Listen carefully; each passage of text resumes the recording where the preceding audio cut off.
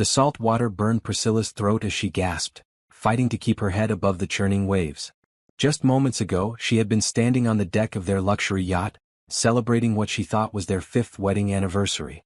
Now she was drowning in the middle of the Pacific Ocean, watching the lights of the boat fade into the darkness. "Say hello to the sharks," Robert had whispered in her ear before his hands pressed hard against her back. The push came so suddenly that she barely had time to scream before hitting the water. But it was the sound of laughter, her husband's laughter mixed with her mother-in-law's cruel cackle, that made her blood run cold. As she treaded water, her evening dress dragging her down, pieces of the conversation she'd overheard earlier began making terrible sense. Robert and Eleanor hadn't been planning a surprise party for their anniversary. They'd been planning her death. "The prenup makes this impossible any other way," Eleanor's voice had carried from the cabin when Priscilla went to get her jacket. "If she divorces you, you get nothing. But if she dies..." "She has to die out here," Robert had replied. "The life insurance alone is worth $50 million. Plus her company shares, the properties, everything. We just have to make sure there's no body to examine." Priscilla had stood frozen in the hallway, thinking she must have misunderstood. Her husband of 5 years, the man she'd built a business empire with, couldn't be talking about killing her. But when she'd stepped back onto the deck, pretending everything was normal, she saw the way they looked at each other. She saw Eleanor pour something into her champagne glass when she thought Priscilla wasn't watching. That's when she'd known for certain. Now, floating in the dark water, Priscilla felt a rage unlike anything she'd ever experienced. Not just at the betrayal but at their stupidity. They thought they could get rid of her like she was some helpless victim. They had no idea who they were dealing with. Priscilla Winters hadn't built a billion-dollar tech company by giving up when things got hard. She'd grown up poor, worked 3 jobs to get through college, and fought her way to the top of a male-dominated industry. She wasn't about to let 2 greedy idiots be the end of her story. A piece of debris, part of the yacht's railing that must have broken off during some earlier damage, floated past her. She grabbed it, using it to keep herself afloat while she thought. The yacht was moving away, its lights getting smaller. Soon it would be completely gone, and Robert would start his performance as the grieving widower who'd lost his beloved wife in a tragic accident. "She fell overboard during dinner," he'd tell the Coast Guard. "I tried to save her, but the current was too strong. The love of my life is gone." He'd probably even managed to cry real tears, thinking about all that money coming his way. But Priscilla had advantages they didn't know about. She was an excellent swimmer, something she'd never mentioned to Robert because he never asked about her childhood. She'd spent summers working as a lifeguard to pay for college. More importantly, she was stubborn as hell and twice as smart as both of them combined. The water was cold but not freezing. They were off the coast of California in late spring, which meant she could survive for several hours if she had to. The debris would help her float and conserve energy. All she had to do was stay calm and think. Robert had planned this for months, maybe years. The timing wasn't random. They were in international waters, far from shore, in an area where bodies would never be found. He'd probably disabled the boat's emergency beacons and GPS tracking. Eleanor's presence meant this was a family conspiracy, not just a spur-of-the-moment crime. Which meant they'd made one crucial mistake. They assumed she would die. As the yacht's lights finally disappeared completely, Priscilla allowed herself one moment of pure fury. Then she pushed it down and focused on survival. She had work to do. The stars were bright above her, and she could see the faint glow of the coastline to the east. The current was carrying her in that direction, which was lucky.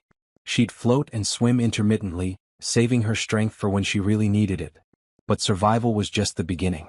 Once she made it to shore, once she was safe, then the real work would start. Robert and Eleanor thought they were so clever, but they just made the biggest mistake of their lives. They'd left her alive.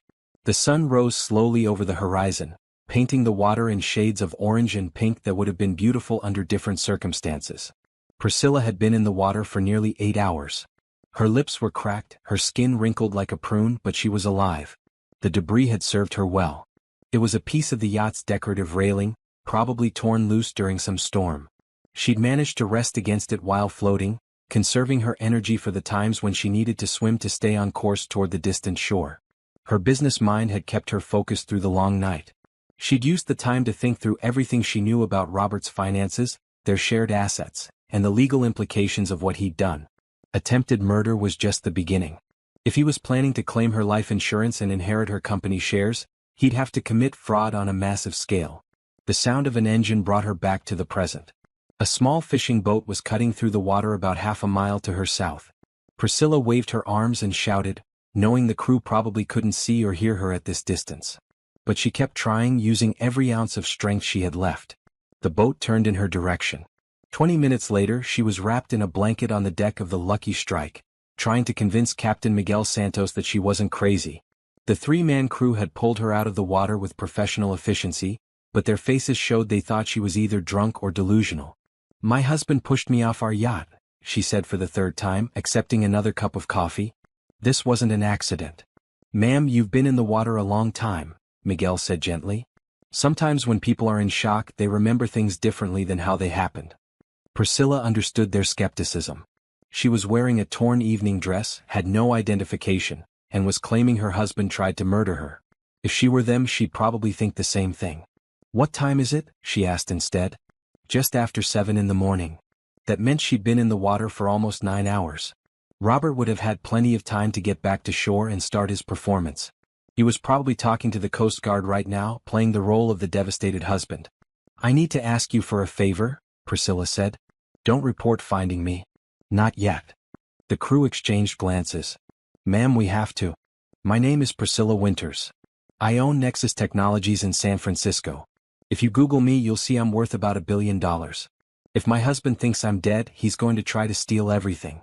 I need time to stop him." Miguel pulled out his phone and searched her name. His eyes widened as he saw the photos and articles. "Holy shit. You're really her. I'm really her. And I'm really in trouble." The fishing boat was heading toward a small coastal town called Mendocino, about 3 hours north of San Francisco. Miguel agreed to drop her off there without reporting the rescue, in exchange for a promise that she'd make a substantial donation to the local fishing community once she sorted out her legal situation. As they headed toward shore, Priscilla used Miguel's phone to check the news. There it was, already breaking on the major outlets: tech billionaire presumed dead after falling from yacht. The story was exactly what she'd expected. Robert reported her missing around midnight, claiming she'd gone on deck to get some air and never came back. The Coast Guard was conducting a search, but they held out little hope of finding her alive. The comments section was full of condolences and speculation about what would happen to her company. Some business reporters were already discussing the succession plans and the impact on Nexus Technologies' stock price. Others wondered if Robert would inherit her fortune. If only they knew. Priscilla spent the boat ride planning her next moves. First, she needed clothes, money, and a safe place to stay while she figured out exactly what Robert and Eleanor were up to. Second, she needed to contact her most trusted employees without Robert knowing she was alive. Third, she needed to gather evidence of their conspiracy. But most importantly, she needed to disappear completely until she was ready to make her move. Robert and Eleanor thought they were so smart, but they'd underestimated her in every way that mattered. They saw a wealthy woman who'd gotten soft living a life of luxury. They didn't see the fighter who'd clawed her way up from nothing. That was going to be their downfall. As the boat pulled into the harbor at Mendocino, Priscilla felt something she hadn't expected: excitement. Yes, her husband had tried to murder her. Yes, she'd lost everything she thought she could trust. But she was alive, she was free, and she had the element of complete surprise. Robert and Eleanor had no idea what was coming for them. The Mendocino motel wasn't exactly 5-star accommodations, but it served Priscilla's purposes perfectly. She checked in under the name Patricia Wilson, close enough to her real name that she'd respond to it naturally, but different enough that casual searches wouldn't find her. The elderly clerk had accepted cash and hadn't asked for identification when she claimed her purse had been stolen. 3 days of rest had done wonders for her physical condition, but what she'd discovered during her research had shaken her to the core. Using the motel's computer and a library card she'd gotten with her fake name, she'd spent hours digging into news coverage and public records. The betrayal was even worse than she'd imagined. Robert wasn't just claiming her inheritance. He was completely rewriting history. According to the interviews he'd given to reporters, their marriage had been troubled for months. Priscilla had been drinking heavily and had become paranoid about business competitors trying to steal her company secrets. The night she died, she'd been acting erratically, accusing him of plotting against her. "She kept saying I wanted to hurt her," Robert had told CNN, his eyes red-rimmed with what looked like genuine tears. "I tried to get her help, but she wouldn't listen. I think the stress of running such a large company finally broke her. The last thing she said to me was that she couldn't trust anyone anymore." It was a masterpiece of manipulation. Robert was positioning himself as the long-suffering husband of a mentally unstable woman. If anyone questioned his quick inheritance of her assets, he could point to months of documented, erratic behavior that would justify placing him in control of her company. But Priscilla knew the truth behind every lie. The drinking problem was based on the 2 glasses of wine she'd had at a business dinner 3 months ago, something Robert had criticized her for publicly. The paranoia came from her reasonable concerns about Rebecca, her assistant, who had been asking strange questions about company finances and seemed to know details about their personal life that she shouldn't have. Speaking of Rebecca, that particular betrayal cut deep. Priscilla had found several social media posts that painted a very clear picture. Rebecca and Robert had been having an affair for at least 6 months, maybe longer. The woman Priscilla had trusted with her schedule, her passwords, and her private business documents had been feeding information to her husband the entire time. Rebecca's Instagram account was now private, but cached versions of her posts told the story. Photos of expensive jewelry that Priscilla now realized Robert had bought with their joint credit card. Pictures taken inside restaurants that Priscilla recognized as places she'd been planning to take Robert for special occasions, plans she'd shared with Rebecca while asking her to make reservations. The most damning evidence was a photo from 2 weeks ago showing Rebecca wearing a necklace that Priscilla thought she'd lost. She remembered asking Robert if he'd seen it, and he'd suggested she might have left it at the office. Now she knew he'd given it to his girlfriend. But the deeper Priscilla dug, the more she understood the scope of their plan. This wasn't a crime of passion or a sudden decision. Robert and Eleanor had been planning this for over a year. Eleanor's financial records, which Priscilla accessed through a private investigator she hired with cash, showed she'd been in serious debt. Her lifestyle of luxury shopping and expensive vacations had finally caught up with her, and she owed nearly $2 million to various creditors. She needed Priscilla's death even more than Robert did. The yacht trip itself had been Eleanor's idea. She'd suggested it as a family bonding experience, insisting they needed time away from work and distractions. Robert had been reluctant at first, or so he told Priscilla, but Eleanor had pressured them both until Priscilla agreed to the weekend getaway. Now she understood why Eleanor had been so specific about the route they should take. They'd gone far enough out to sea to be in international waters, where jurisdictional issues would complicate any investigation. Eleanor had also insisted on dismissing the yacht's usual crew, saying the family needed privacy. Instead, Robert had hired a temporary captain who didn't know any of them personally. The captain, a man named Jimmy Torres, had given his statement to the Coast Guard. According to him, the family had seemed happy and relaxed during dinner.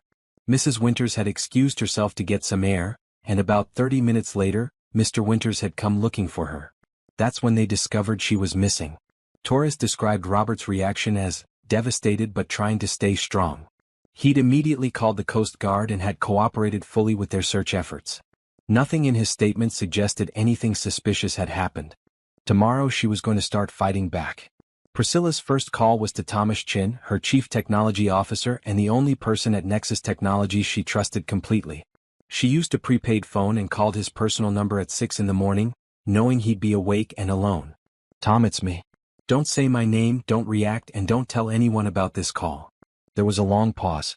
"Is this some kind of joke? Because if it is, it's not funny. We buried you yesterday." The words hit her like a punch to the stomach. They'd already had a funeral. Robert had buried an empty coffin while she'd been hiding in a motel room, eating vending machine snacks and planning her revenge. "I'm alive, Tom. Robert pushed me off the yacht. I survived, but I need to stay dead until I can prove what he did." Another pause. She could hear Tom breathing heavily on the other end of the line. "Where are you?" "Somewhere safe. But I need your help." "What's happening at the company?" "Robert's been here every day since the accident," Tom said carefully. "He's meeting with the lawyers about succession planning. Some of the board members are pushing to have him take over as interim CEO." That was exactly what she'd expected. Robert had been positioning himself for this takeover for months, maybe years. He'd slowly inserted himself into company decisions, attending board meetings as her representative, and building relationships with key investors. What about the financials? Has he accessed any of the company accounts? He's been asking questions about our cash reserves and the quarterly revenue projections. Rebecca's been helping him gather information. Of course she had. Rebecca probably knew Nexus Technologies' financial structure better than anyone except Priscilla herself. She'd been the perfect inside source for Robert's planning. "Tom, I need you to do something for me, but it has to be completely secret. Can you access our security footage from the past 3 months? I need to see who Rebecca was meeting with and when." "I can do that. What else?" Start documenting everything Robert does. Every meeting, every financial request, every decision. And Tom? Be careful. If they killed me, they might be dangerous to anyone who gets in their way. After ending the call, Priscilla felt a mixture of relief and determination. Tom would help her, and his position at the company meant he could gather evidence without raising suspicion. But she needed more than just one ally. Her next call was to Janet Kim, her personal lawyer and one of the few people who knew the details of her marriage to Robert. Janet had drafted the prenup that was supposed to protect Priscilla's assets in case of divorce. Ironically, that same prenup was probably what had motivated Robert to choose murder over divorce. Janet, I need to see you, but Robert can't know about it. Priscilla? But we had your funeral. How is this possible? I'll explain everything when I see you. Can you meet me somewhere private? They arranged to meet at Janet's home office that evening. Janet lived alone in a converted farmhouse about an hour from San Francisco, and she could guarantee privacy for their conversation. The drive gave Priscilla time to think about her strategy. She couldn't just appear publicly and accuse Robert of attempted murder. He'd already established a narrative about her mental instability, and without witnesses to the yacht incident, it would be her word against his. She needed overwhelming evidence that would convince both the police and the public. Janet's reaction to seeing her alive was everything Priscilla had hoped for. After the initial shock, her lawyer's instincts kicked in, and she immediately began asking the right questions and taking detailed notes. We need to be strategic about this, Janet said after hearing the full story. Robert's already filed paperwork to claim your life insurance and inherit your share of Nexus Technologies. If you appear too soon, he could claim you staged your own death for attention or to damage his reputation. What do you recommend? We need to gather evidence of the conspiracy first. Phone records, financial documents, anything that shows premeditation. Then we need witnesses who can testify to Robert's behavior before and after your supposed death. Janet pulled out a thick file labeled with Priscilla's name. I've been handling some unusual requests from Robert's lawyers. They want to accelerate the probate process and transfer your assets as quickly as possible. That's suspicious in itself. Most widowers would be too devastated to focus on money so soon after losing their spouse. They worked until midnight, creating a comprehensive plan. Janet would continue handling Robert's legal requests while secretly documenting everything for future evidence. She'd also hire private investigators to track Robert and Eleanor's activities without them knowing. Tom would gather internal evidence from Nexus Technologies, focusing on any communications between Robert and Rebecca that might reveal their conspiracy. He'd also monitor Robert's access to company finances and document any suspicious transactions. Meanwhile, Priscilla would remain hidden while building her case. She'd use her business contacts to verify Robert's financial situation and look for other evidence of his motives. When they had enough proof, she'd make her dramatic return. There's one more thing, Janet said as they were wrapping up. The prenup you signed was very specific about what Robert would inherit if you died. He gets almost nothing, just the house and a small trust fund. Your business assets, investments, and most of your personal property go to the charity foundation you established. Priscilla smiled grimly. So the only way he benefits from my death is through the life insurance? Exactly. $50 million, plus whatever he can steal from the company before the board realizes what he's doing. That explained the rush to take over as CEO. Robert knew he had a limited window to access Nexus Technologies' assets before the legal system caught up with him. He was probably planning to embezzle as much as possible and then disappear with Eleanor and Rebecca. But he'd made one crucial error in his planning. He assumed Priscilla was too trusting to have backup plans for her most important business relationships. He didn't know about the secure communication channels she'd established with Tom, or the additional legal safeguards Janet had recommended. Most importantly, he didn't know she was alive and planning his destruction. 2 weeks into her secret investigation, Priscilla had assembled a network of allies that Robert couldn't have imagined. Working from her base in Mendocino, she'd reached out to carefully selected employees, business partners, and legal contacts who could help her gather evidence while maintaining her cover. The most valuable addition to her team was Detective Sarah Rodriguez from the San Francisco Police Department. Sarah had worked on several white-collar crime cases involving Nexus Technologies over the years, and she'd always impressed Priscilla with her thoroughness and integrity. When Janet approached her about suspicious circumstances surrounding Priscilla's supposed death, Sarah agreed to conduct an unofficial investigation. I've been looking at the timeline, Sarah told them during a secure video call. Robert's story has several inconsistencies. He claims he searched for you for 30 minutes before alerting the captain, but the boat's GPS shows they changed course only 10 minutes after your reported disappearance. Either he's lying about how long he looked, or he knew exactly where you went overboard. Sarah had also discovered that Robert had purchased additional life insurance on Priscilla just 6 months before the yacht trip. The new policy brought the total payout to $50 million, a suspiciously large increase for someone who supposedly had no financial problems. Tom's investigation at Nexus Technologies had revealed even more damaging evidence. Security footage showed Rebecca accessing Priscilla's office computer after hours on multiple occasions, copying files to external drives. She'd also been photographed meeting with Robert in the parking garage of a hotel across town, meetings that had nothing to do with company business. They were careful, Tom reported during one of their secret calls. But not careful enough.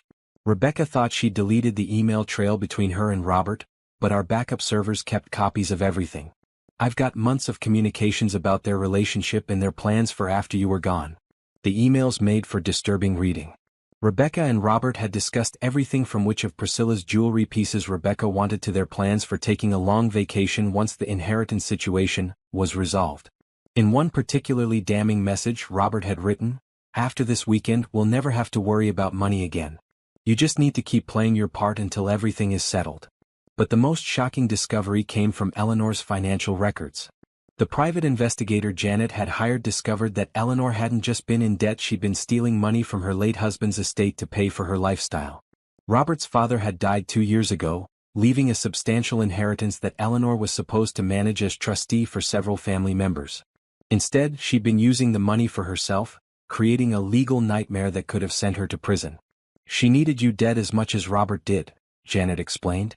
"Your inheritance would have given her enough money to replace what she stole and avoid criminal charges. This was never just about greed, it was about survival." The conspiracy was even more elaborate than Priscilla had initially understood. Eleanor had been Robert's partner from the beginning, not just a passive supporter. She'd helped plan the yacht trip, suggested the route that would take them into international waters, and even researched the best ways to make drowning look accidental. But while her enemies had been busy congratulating themselves on their success, Priscilla had been building something they hadn't expected, a coalition of people who wanted justice. Maria Santos, the head of Nexus Technologies' Human Resources Department, had noticed Rebecca's suspicious behavior months before Priscilla's supposed death. Rebecca had been accessing personnel files she had no reason to see and asking questions about the company's succession planning. When Maria tried to discuss her concerns with Priscilla, she'd been told that Mrs. Winters was too busy to meet about minor administrative issues. Now Maria realized that Rebecca had been intercepting communications and preventing Priscilla from learning about potential problems within the company. She'd volunteered to help Tom document Rebecca's unauthorized activities and had already gathered evidence of several policy violations. Even Captain Torres, the yacht captain who'd witnessed Priscilla's supposed accident, had begun having doubts about Robert's story. In a follow-up interview with Detective Rodriguez, he mentioned details that hadn't made it into his official statement. Robert had seemed unusually calm for someone whose wife had just gone overboard. Eleanor had gone to her cabin immediately after Priscilla's disappearance and hadn't emerged until the Coast Guard arrived, which struck him as odd behavior for a concerned family member. "Most people in that situation are frantic," Torres told Sarah. "They want to help with the search, they ask questions, they can't sit still. But Mr. Winters just stood at the railing looking out at the water like he was waiting for something. And his mother acted like nothing had happened." As evidence mounted against Robert and Eleanor, Priscilla felt a growing sense of confidence in her plan. They'd been so focused on their immediate goal, getting rid of her and claiming her money, that they'd been careless about covering their tracks. Their arrogance would be their downfall. But she also knew she had to be patient. Rushing to reveal herself too soon could backfire if Robert's lawyers managed to discredit her evidence or claim she'd staged the whole thing. She needed overwhelming proof that would make their guilt undeniable. The breakthrough came from an unexpected source. Rebecca, apparently feeling guilty about her role in the conspiracy, had started drinking heavily and talking too much at the bars she frequented. One of her former co-workers, someone who'd always disliked Rebecca's attitude and favoritism from management, recorded several of these drunken confessions on her phone. In the recordings, Rebecca admitted to copying Priscilla's files, revealed details about her affair with Robert, and even mentioned that she'd been afraid something terrible was going to happen during the yacht trip. She never explicitly said that Robert was planning murder, but the implications were clear enough to be useful as evidence. "We're almost ready," Janet told Priscilla during their latest strategy meeting. "We have motive, means, and opportunity. We have documentary evidence of the conspiracy and witness testimony about their behavior. The only thing missing is your dramatic return." Priscilla smiled. She'd been thinking about that moment for weeks, planning exactly how she wanted to confront the people who tried to destroy her. It needed to be public enough that Robert couldn't spin the story, but controlled enough that she maintained the advantage. "I know exactly how I want to do it," she said. "And I know exactly what gift I'm going to give them." From her position in the shadows, Priscilla began her campaign of carefully orchestrated disruption. She didn't want to reveal herself yet, but she could start making Robert and Eleanor's lives very uncomfortable while building toward her final confrontation. The first move was financial. Using her business contacts and legitimate legal channels, she had Janet file challenges to several of Robert's inheritance claims. The challenges didn't reveal that Priscilla was alive, they simply raised questions about the proper legal procedures and requested additional documentation before any assets could be transferred. "Your husband is not handling this well," Janet reported with evident satisfaction. "His lawyers called 3 times yesterday demanding to know who was funding these challenges and why anyone would want to delay the probate process. Robert himself showed up at my office demanding answers. The delays were causing a cascade of problems for Robert's plans. He'd been counting on quick access to Priscilla's assets to pay off Eleanor's debts and fund his new life with Rebecca. Instead, he was stuck with mounting legal bills and growing pressure from Eleanor's creditors. Meanwhile, Tom was implementing subtle changes at Nexus Technologies that made Robert's takeover attempts much more difficult. As the company's chief technology officer, Tom had legitimate authority to implement new security protocols and access restrictions. Robert suddenly found himself locked out of several financial systems he'd been accessing freely before. "I told him it was a routine security upgrade," Tom explained during one of their encrypted calls. "All the other executives got new access credentials within a few days, but somehow Robert's paperwork keeps getting delayed. He's furious, but there's nothing he can do without raising suspicions." Rebecca was having her own problems. Maria Santos had begun conducting a routine audit of administrative procedures, focusing specifically on Rebecca's access to confidential information. The audit was perfectly legal and followed company policy, but it was making Rebecca's unauthorized activities much more difficult. "She's getting paranoid," Maria reported. "Yesterday she asked me if someone was investigating her. I told her the audit was just standard procedure, but I could tell she didn't believe me. She's been deleting files and trying to cover her tracks, which is just making her look more suspicious." The psychological pressure was exactly what Priscilla had intended. She wanted Robert and Eleanor to feel like their perfect plan was falling apart, but she didn't want them to understand why. The uncertainty would make them more likely to make mistakes. Those mistakes weren't long in coming. Robert, frustrated by the legal delays and financial restrictions, decided to take more aggressive action. He began pressuring the Nexus Technologies board of directors to name him as permanent CEO, claiming that the company needed stable leadership during this difficult transition period. But he'd misjudged the board's loyalty to Priscilla and their suspicion of his motives. Board chair Margaret Wu had worked with Priscilla for over a decade and had never been impressed by Robert's occasional appearances at company events. When he started demanding immediate control of company finances, she began asking uncomfortable questions.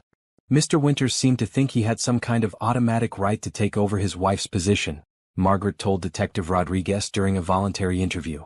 But Priscilla had very specific succession plans that didn't include him. She always said she wanted the company to remain independent and employee-focused, not controlled by someone who'd never contributed to its success. Margaret's resistance to Robert's demands created exactly the kind of public conflict that Priscilla needed for her plan. Business reporters began covering the succession struggle at Nexus Technologies, raising questions about Robert's qualifications and his relationship with the company's culture. Eleanor, meanwhile, was dealing with her own crisis. Her creditors had grown tired of waiting for promises about an inheritance that seemed to be tied up in legal complications. Several of them began demanding immediate payment, and one threatened to file a lawsuit that would expose her theft from her late husband's estate. In desperation, Eleanor decided to take matters into her own hands. She began pressuring Robert to find alternative sources of money, suggesting that he could take loans against his expected inheritance or find other ways to access Priscilla's assets more quickly. These conversations, conducted over phone calls that Detective Rodriguez had been monitoring with proper warrants, provided additional evidence of the conspiracy. Eleanor's increasing desperation made her careless about what she said and how she said it. "We can't wait for these legal games to play out," she told Robert during one recorded call.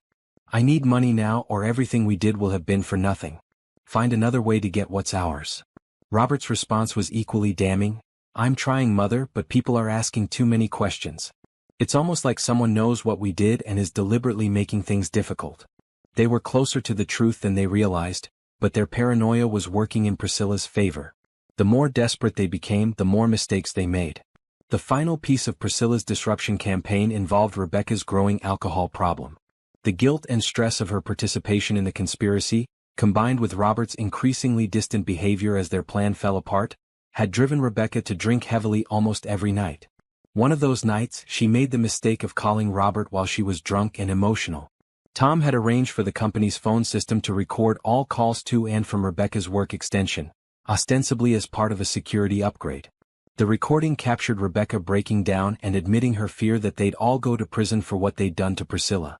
I can't sleep, Rebecca sobbed into the phone. I keep thinking about her in that water and I know we killed her. What if someone finds out? What if they figure out what really happened on that boat? Robert's attempts to calm her down only made things worse from a legal perspective. Instead of denying involvement in Priscilla's death, he focused on reassuring Rebecca that they wouldn't get caught. Nobody knows what really happened except us, he told her. Priscilla is gone, and there's no evidence that it wasn't an accident. We just have to stay calm and stick to the story. The recording was pure gold from an evidentiary standpoint. It established that Rebecca knew Priscilla had been killed, that Robert was aware of her involvement, and that they were both consciously covering up their crimes.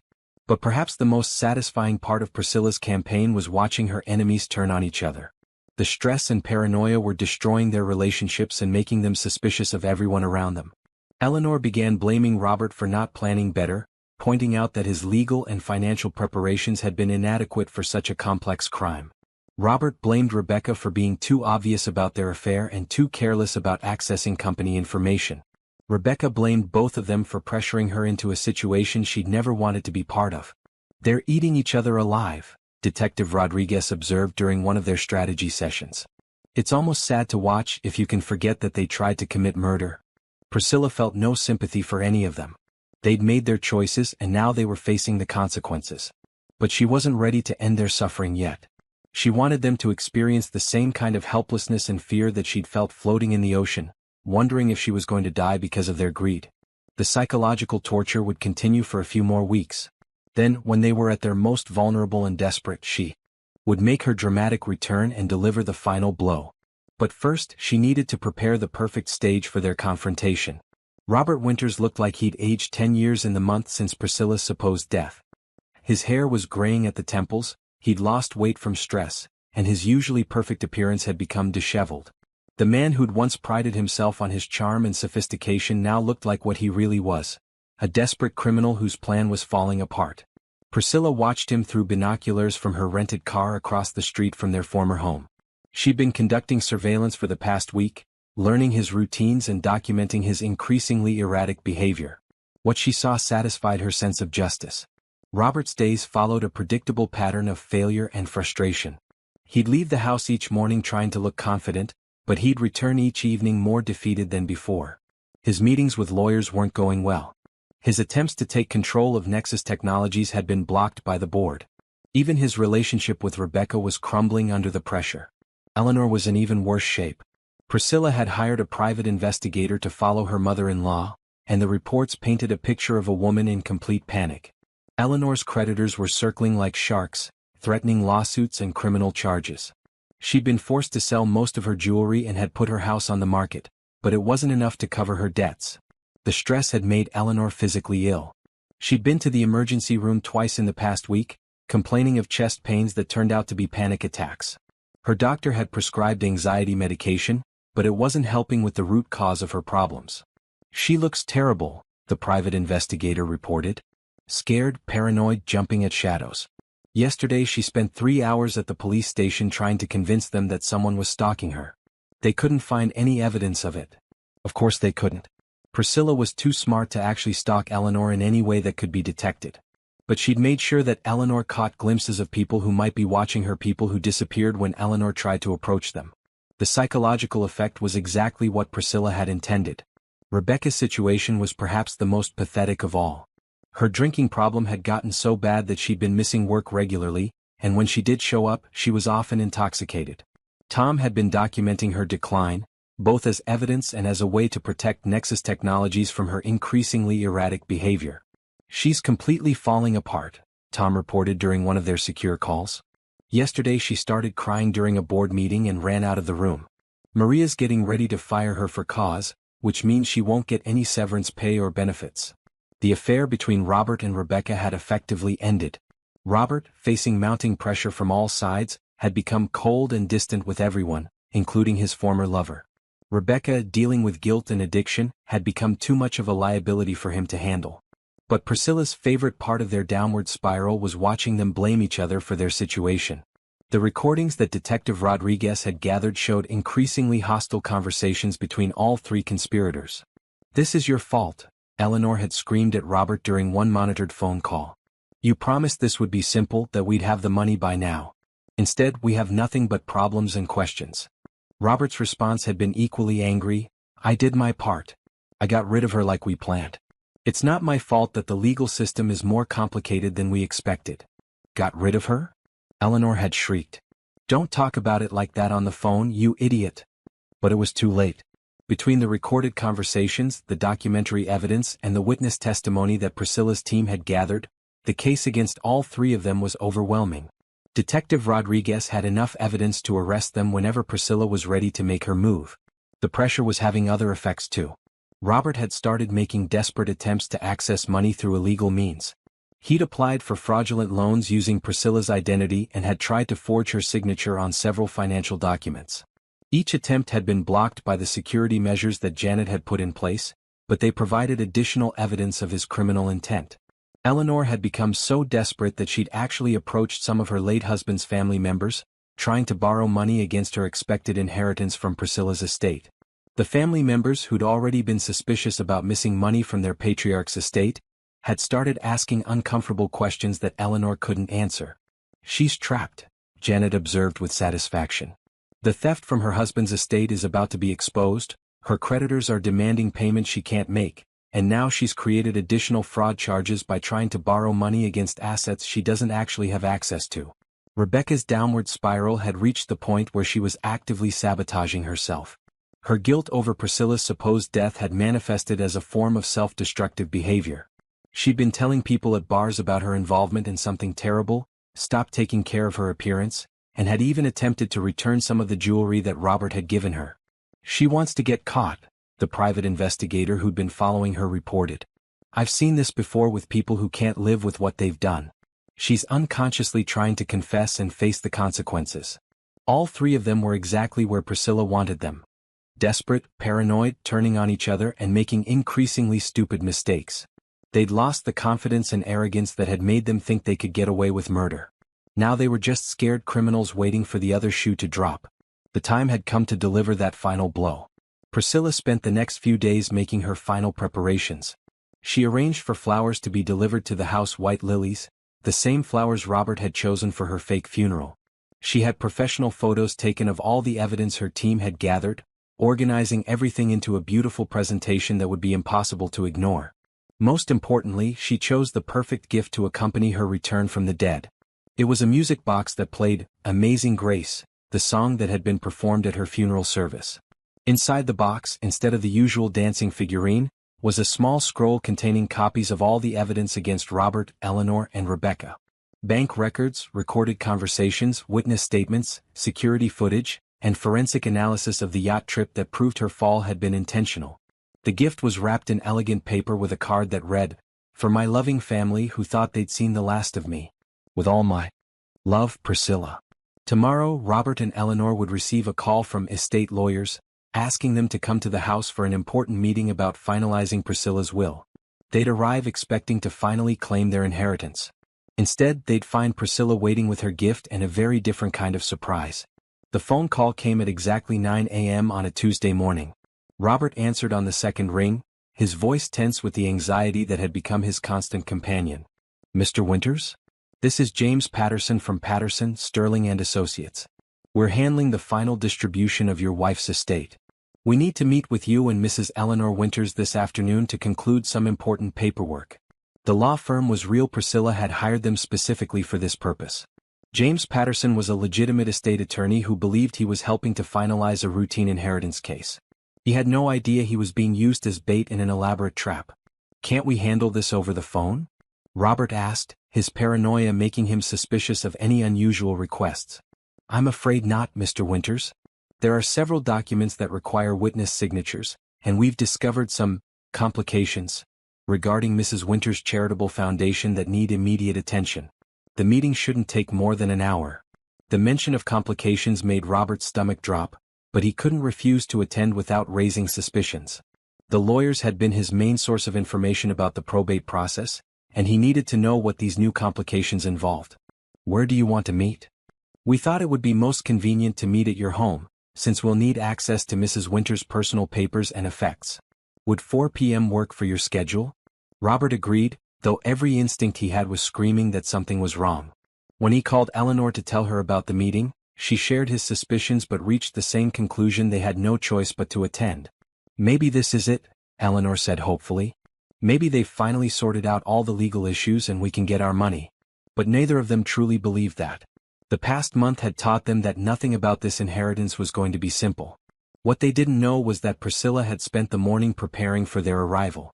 She'd entered the house using her key. Robert hadn't thought to change the locks, assuming his dead wife wouldn't need access anymore. The familiar surroundings brought back a flood of memories, both good and terrible, but she pushed the emotions aside and focused on her task. The living room looked exactly as it had when she'd lived there, except for the obvious signs of Robert's stress. Empty bottles, overflowing ashtrays, and scattered legal documents told the story of a man falling apart under pressure. She moved through the space like a ghost, setting up for the confrontation she'd been planning for weeks. The music box went on the coffee table, wrapped in elegant paper and tied with a silk ribbon. Next to it, she placed a bottle of champagne, the same brand they'd been drinking on the yacht the night he tried to kill her. 2 glasses sat ready for a toast that Robert and Eleanor would never forget. Camera equipment, hidden strategically around the room, would record everything that happened. Detective Rodriguez was positioned outside with a full team, ready to make arrests as soon as Priscilla gave the signal. Janet was monitoring from a surveillance van, prepared to provide legal support if anything went wrong. At 3:45 p.m., Priscilla took her position in the chair where she used to sit and read in the evenings. She wore a simple black dress, funeral appropriate, she thought, with dark humor, and had styled her hair exactly the way she'd worn it for their last anniversary dinner. She wanted Robert to see exactly what he'd tried to destroy. The sound of a car in the driveway made her pulse quicken, but her hands remained steady. She'd been preparing for this moment for over a month and she was ready. Robert's key turned in the lock at exactly 4 p.m.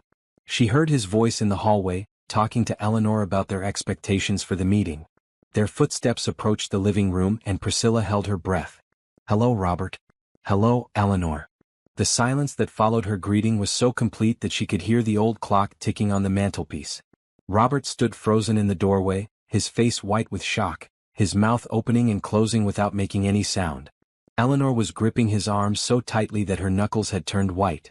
"You look like you've seen a ghost," Priscilla said calmly, enjoying their terror more than she'd expected. "Please come in. I've been waiting for you." Robert found his voice first, though it came out as a croak. "This isn't possible. You're dead. We saw you fall. You drowned." "Did I? That's interesting because I don't remember drowning. I remember my loving husband pushing me off our yacht and laughing while I fought for my life in the ocean. I remember hearing you and Eleanor planning my murder. I remember everything, Robert." Eleanor had started shaking so violently that she had to sit down on the couch. Her face had gone gray, and Priscilla wondered if she might actually have a heart attack from the shock. Part of her almost hoped so it would save the taxpayers the cost of a trial.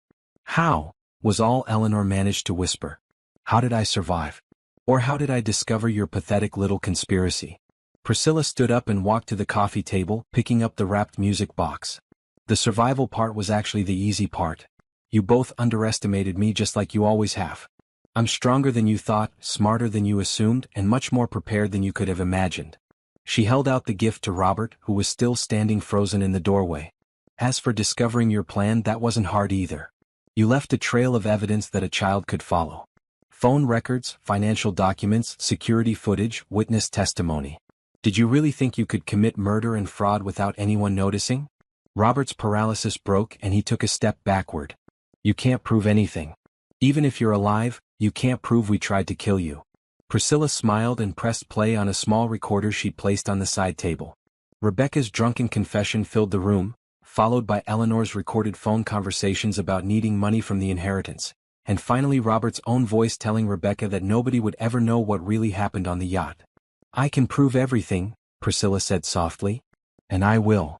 She gestured to the gift in her hands. "This is for both of you. A small token of my appreciation for teaching me what my family was really worth. Go ahead, open it." Robert's hands shook as he took the beautifully wrapped box from Priscilla. Eleanor had started hyperventilating on the couch, making small whimpering sounds that might have evoked sympathy if she hadn't tried to commit murder. The irony wasn't lost on Priscilla. A month ago, these two had been confident killers celebrating their successful crime. Now they looked like the scared criminals they'd always been underneath their facade of respectability. "Open it," Priscilla repeated, her voice carrying an authority that Robert found himself unable to resist. With trembling fingers, he untied the silk ribbon and pulled away the elegant wrapping paper. The music box underneath was exquisite hand-carved mahogany with gold inlays that caught the afternoon light streaming through the windows. For a moment, Robert just stared at it, afraid of what he might find inside. "It's beautiful," Eleanor said in a voice so small it was barely audible. She seemed to be trying to convince herself this was just a normal gift from a normal family member, not evidence from beyond the grave. "Thank you. I chose it very carefully," Priscilla replied. "It plays Amazing Grace, the same song they performed at my funeral service. The one you both attended and pretended to grieve at while planning how to spend my money." She nodded toward the box. "Go ahead, Robert. Open it and see what's inside." Robert lifted the lid with the same care he might use to handle a bomb. The familiar melody of Amazing Grace began to play, but instead of a dancing figurine, the box contained neatly organized photographs, documents, and a small scroll tied with black ribbon. His face went completely white as he recognized what he was seeing. Bank records showing his fraudulent loan applications. Screenshots of text messages between him and Rebecca. Photos of them together taken by the private investigator. Financial documents proving Eleanor's theft from her late husband's estate. "This is impossible," he whispered, picking up one of the photographs that showed him and Rebecca kissing in a parking garage. "How did you get these?" "I told you, Robert. You left a trail that was impossible to miss." "But that's not even the best part." Priscilla walked to the champagne bottle and began opening it with practiced ease. "The real masterpiece is that scroll at the bottom of the box. That contains the police reports, witness statements, and forensic evidence that proves you pushed me off that yacht with the intent to kill me." Eleanor made a sound like a wounded animal. "Police reports? What police reports?" The champagne cork popped with a sound like a gunshot, making both Robert and Eleanor jump. Priscilla poured 2 glasses and held them out to her would-be killers. "Oh, didn't I mention? The police have been investigating my accidental death for weeks now. Detective Sarah Rodriguez has been very thorough. She's discovered all sorts of interesting things about the timeline that night, Robert's suspicious behavior, Eleanor's financial desperation, and Rebecca's role in providing inside information about my business operations." Robert dropped the music box, scattering photographs across the coffee table. "This is insane. You can't just appear from the dead and expect people to believe some conspiracy theory." "Conspiracy theory?" Priscilla laughed, a sound with no humor in it. "Robert, I have recordings of all 3 of you confessing to various aspects of the crime. Eleanor discussing how my death would solve her debt problems. You reassuring Rebecca that no one would ever know what really happened. Rebecca breaking down and admitting her guilt about helping to kill me." She took a sip of champagne and savored the look of complete defeat on their faces. "But my personal favorite piece of evidence is the yacht's black box data. You didn't know yachts had those, did you? It recorded everything, the exact time and location of my fall, the boat's immediate change in course, even the conversations that took place on deck. This was a bluff. The yacht didn't actually have a black box, but Robert and Eleanor didn't know that. Their faces showed they were believing every word. The recordings prove that you didn't search for me for 30 minutes like you told the Coast Guard," Priscilla continued. "They prove you knew exactly where I went overboard because you pushed me there. They even picked up your voice saying, 'Say hello to the sharks' right before I hit the water.'" Eleanor started sobbing. "I never wanted to hurt you. It was Robert's idea. He said it was the only way to get the money we needed." "Eleanor, shut up." Robert snapped, but it was too late. His mother's breakdown was providing exactly the kind of confession that would seal their fate. "I was desperate," Eleanor continued through her tears. I owed so much money, and the lawyers were going to find out what I'd done with Harold's estate. Robert said your death would solve everything, that we'd inherit enough to fix all our problems. Priscilla set down her champagne glass and walked to the window. Detective Rodriguez and her team were still waiting outside, but she wasn't quite ready to end this yet. She wanted Robert and Eleanor to fully understand what they'd lost by trying to destroy her. Here's what's going to happen, she said without turning around. In about 5 minutes, Detective Rodriguez is going to come through that door with arrest warrants for attempted murder, conspiracy, fraud, and a dozen other charges. You'll both be taken to jail where you'll await trial for trying to kill me. She turned back to face them, and her expression was colder than the ocean water she'd nearly drowned in. Rebecca is already in custody. She was arrested this morning at her apartment, where she was found with enough alcohol and pills to kill herself. Apparently the guilt was eating her alive.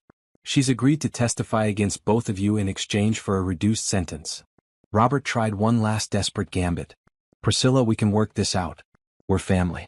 I know I made mistakes, but we can fix this. I still love you. The lies came so easily to him that Priscilla almost admired his shamelessness. Almost. Love? She said quietly. Robert, you pushed me into the ocean and watched me struggle for my life.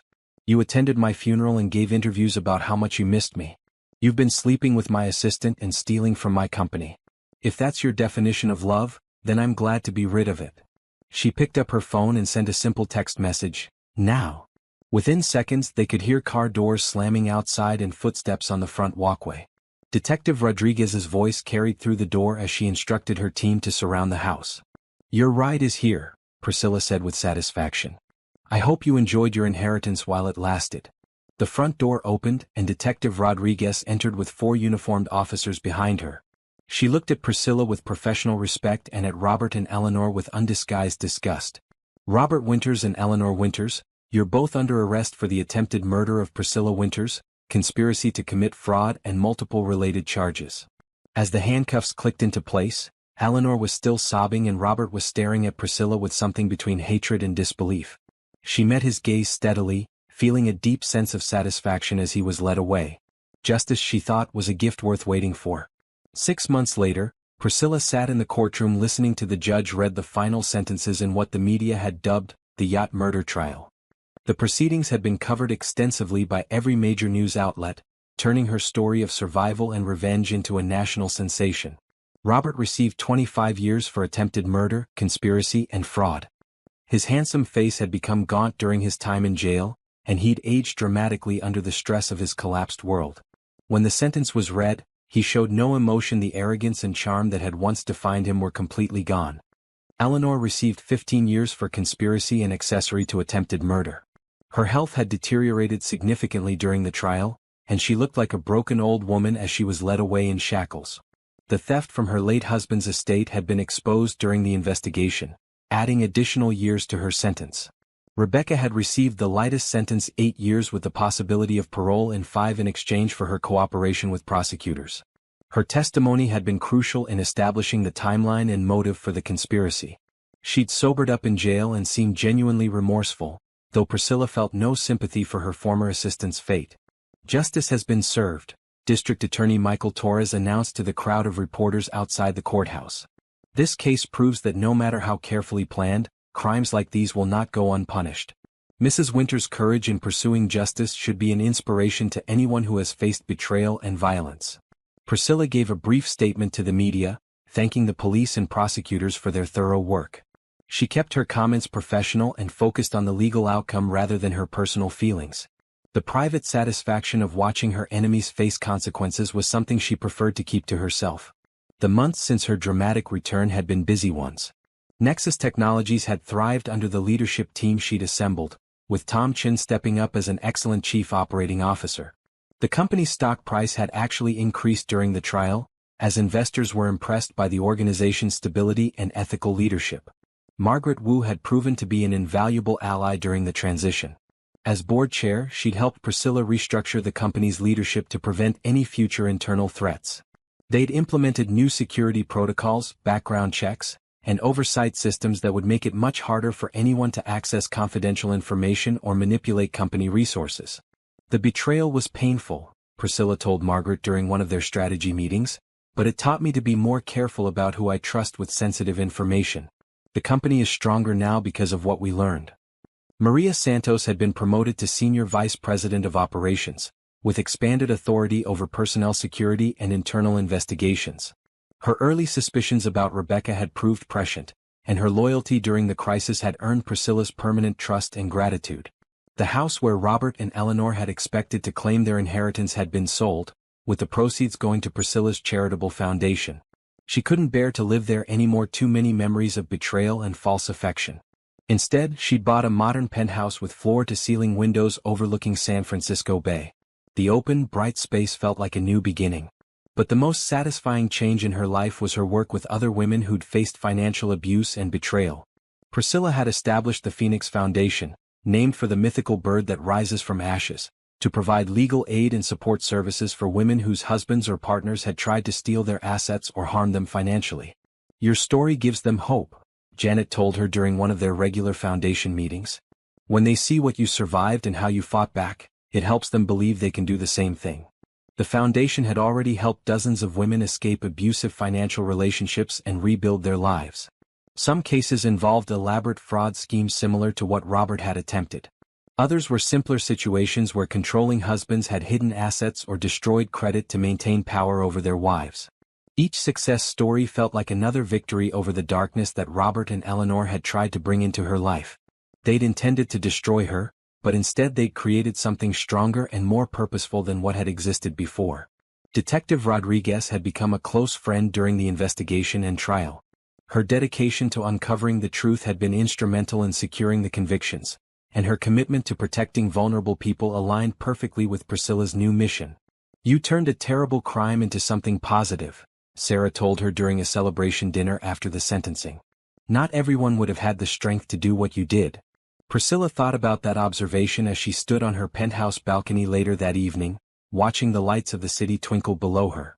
The woman who'd been pushed off that yacht 6 months ago had been naive in some ways, trusting people who didn't deserve it and failing to see warning signs that seemed obvious in retrospect. But that same woman had possessed a core of strength that her enemies had completely underestimated. She'd survived not just the physical attempt on her life, but the emotional devastation of discovering that the people closest to her had wanted her dead. She'd turned that survival into justice and had channeled her experience into helping others. The sound of her phone buzzing brought her back to the present. A text message from Tom: "Board meeting went great. Q3 profits up 23% from last year. The team wants to celebrate tomorrow night, are you free?" She smiled as she typed back her acceptance. The life she'd built after her supposed death was better than the one she'd lost. She had people around her who'd proven their loyalty under extreme circumstances. She had work that gave her purpose beyond just making money.